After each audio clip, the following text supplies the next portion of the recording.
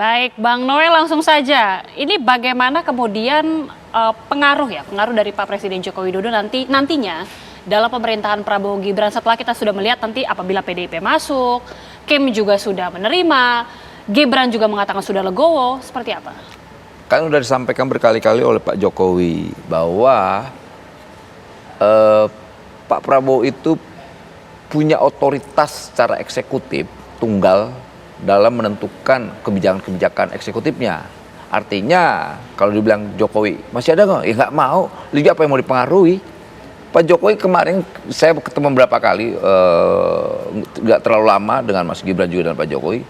Dia hanya pengen ngurus anaknya udah, gitu. Dia sangat percaya dengan apa yang dilakukan oleh Pak Prabowo ke depan. Makanya anaknya tadi menyampaikan bahwa saya patuh dengan apa yang dilakukan oleh Pak Prabowo. Dengan masuknya PDIP, ya, pada senang tuh, pada semangat. Walaupun kalau mau tanya jujur, ya banyak pendukung-pendukung Pak Prabowo dan relawan-relawan Jokowi sebenarnya aneh aja gitu loh. Aneh karena? Aneh, ngapain masuk gitu loh. Seharusnya kan dia yang kemarin coba mengkritik Pak Prabowo dan sebagainya, ya udah dikritik aja di luar. Karena kalau kita lihat PDIP di luar itu, menurut saya kualitas demokrasi kita makin kuat. Karena PDIP ini kan terlatih untuk di luar ya, beroposisi. Menguji pemerintahan itu berkuasa atau tidak, ujiannya di PDIP. Gitu loh. PDIP di luar aja gitu, itu bagus sekali. Toh sama bagus ya kan di luar atau di dalam, tidak ada yang buruk. Sama-sama punya kontribusi besar terhadap bagaimana membangun bangsa ini ke depan. Nah, dalam hal ini saya lihat ya lawan sepat dan kekuasaan itu ya PDIP hari ini. Gitu. Jadi ya semoga aja kalaupun dia masuk di pemerintahan ya bagus juga lah ya. Tapi semoga nanti misalnya jangan juga masuk di pemerintahan cuman buat ngintel-ngintelin pemerintahan Pak Prabowo. Apalagi yang masuk nanti katanya Pak BG tuh, Budi Gunawan tuh. Aduh, itu ya jujur aja. Di aktivis itu jadi ancaman nih orang ini. Oke, Bang Ciko boleh ditanggapi nih pernyataan dari Bang Noel. Perlu saya tanggapi Noel, nggak perlu ditanggapi lah. Gimana Bang Ciko, ini tanggapan dari Bang Noel?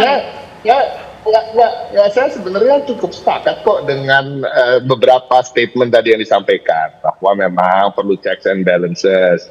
Saya juga sepakat bahwa PDI Perjuangan adalah partai yang terlatih baik berada di dalam maupun di luar kabinet ya. Kita nggak bisa bilang dalam atau luar pemerintahan. Karena kalau kita bicara pemerintahan dalam sistem demokrasi, 3 cabang pemerintahan itu eksekutif, yudikatif, dan legislatif. Jadi berada di legislatif maupun juga bila ada kader-kader kami di yudikatif, sesungguhnya juga bagian dari pemerintahan itu sendiri, walaupun tidak berada di kabinet gitu ya. Tapi tentu saya juga ingin ulangi bahwa sampai hari ini kami belum menentukan sikap, dan juga pastinya kan kita juga bukan partai yang tipe menyodor-nyodorkan diri, Noel. Ini nggak ada PDI Perjuangan nyodor-nyodorin diri. Kita pasif, kita menghargai jerih payah dari teman-teman di Kim dan di Kim lah ya, khususnya yang kemarin memenangkan Pak Prabowo di kontestasi Pilpres.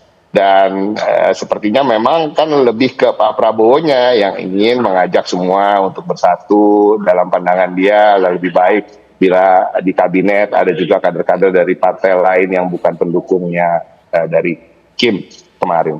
Nah ini masih menjadi pertimbangan bagi kami, belum final, dan saya ulangi bahwa kami juga tidak dalam posisi menyodor-nyodorkan diri, kami tahu diri, kita baru saja selesai berkontestasi, dan bagi kami memang sama mulianya untuk berada di dalam pemerintahan, masuknya di kabinet atau tidak, sesungguhnya itu juga sedang bergotong royong dengan siapapun yang berada di posisi presiden dan wakil presiden, karena sistem demokrasi yang kita sepakati ini memang memungkinkan untuk adanya partai yang tidak semua bergabung di dalam kabinet, tapi ada di legislatif untuk menjadi kanal saluran bagi aspirasi masyarakat yang mungkin berbeda dengan apa yang menjadi kebijakan pemerintah. Tapi harus diingat juga, kalaupun kita berada di legislatif saja misalnya, kan tidak serta-merta semua 100% kebijakan dari presiden dan menteri-menterinya itu pasti kita kontra.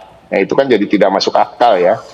Kemarin juga waktu 10 tahun di dalam era pemerintahan Presiden Susilo Bambang Yudhoyono, saya rasa hanya hal-hal yang betul-betul krusial dan kita rasa memang masyarakat tidak berkenan dengan keputusan-keputusan Presiden SBY dan kabinetnya, lalu kita menjadi bagian dari penyaluran aspirasi tersebut.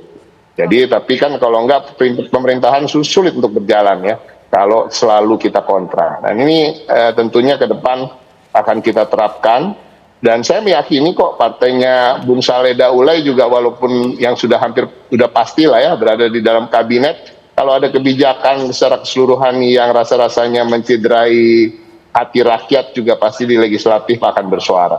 Oke, Bang Saleh, ini banyaknya juga yang mengatakan bahwa ini akan menjadi koalisi kabinet yang gemuk. Menurut Bang Saleh bagaimana? Super nih. Jadi super gemuk. Menurut saya begini, ini kan sekali lagi ini tergantung program yang akan dirancang oleh Presiden Prabowo. Dia sebetulnya kira-kira mau mengerjakan apa, prioritas-prioritas apa. Nah selama ini kan sudah ada kabinet yang disusun, ya kurang lebih 36 nih kabinet yang ada. Lalu sekarang ini mau ditambah, bahkan saya dengar 46 atau 48. Ya kita kan belum tahu jumlah pastinya, ya kita tunggu. Tapi kalau misalnya ada penambahan seperti itu, berarti ada prioritas-prioritas tambahan yang menurut Pak Prabowo memang harus dibuat upaya-upaya spesifik untuk mencapai target-target yang menjadi sasarannya gitu. Dan pasti kabinet yang akan dibentuk itu ataupun kementerian-kementerian yang dibentuk itu bukan kementerian yang katakanlah yang penting ada begitu untuk menampung orang, bukan. Tetapi justru adalah bagaimana untuk mempermudah kelancaran pembangunan, di mana di dalam pembangunan itu sendiri kepentingannya adalah rakyat.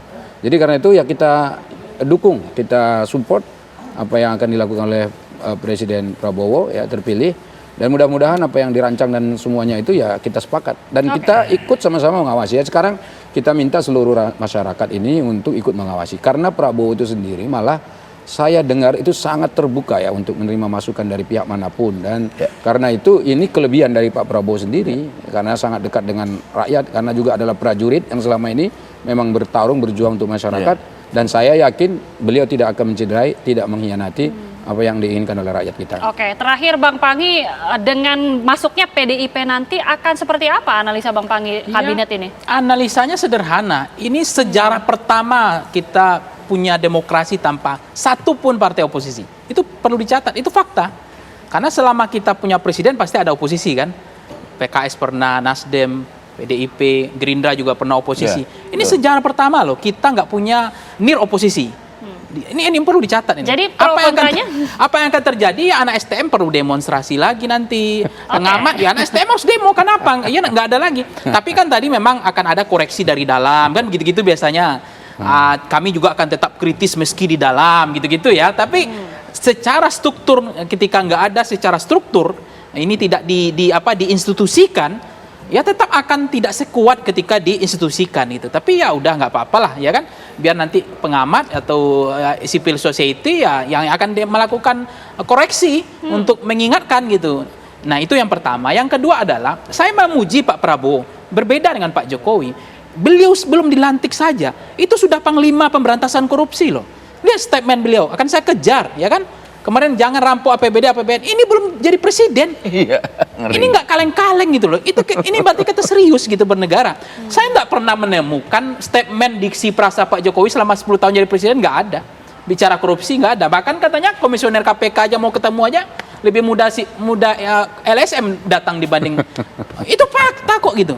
Jadi saya maksud saya dengan Pak Prabowo, saya meyakini bahwa beliau ini serius gitu, bukan kacang-kacang gitu. Memang ingin habisi semua kalau macam-macam gitu kan. Tapi intinya oposisi tetap penting. Dan yang terakhir adalah saya mencermati kalau masalah tadi Bang Saleh Daulay bilang nggak ada keberatan, kan bisa begitu Kim ya biasa. Itu kan panggung depan nih. Tapi nurani sebenarnya saya tahu di dalamnya itu waduh kurang lagi. Tapi Pak Prabowo pintar. Ini harus dijawab. Tapi Pak Prabowo pintar. Apa? Nomenklaturnya ditambah. Jadi Pak Prabowo tinggal bilang nggak ada yang dikurangi kok. Kan nomenklaturnya posturnya ditambah kursi menterinya. Jadi nggak ada masalah gitu. Jadi pertama begini, kalau PAN sampai hari ini kami kan belum tahu sebetulnya menteri yang akan diberikan pada kami. Memang tentu diminta nama-namanya, kan tentu sudah digodok di dalam partai dan partai sudah memberikan melalui ketua umum.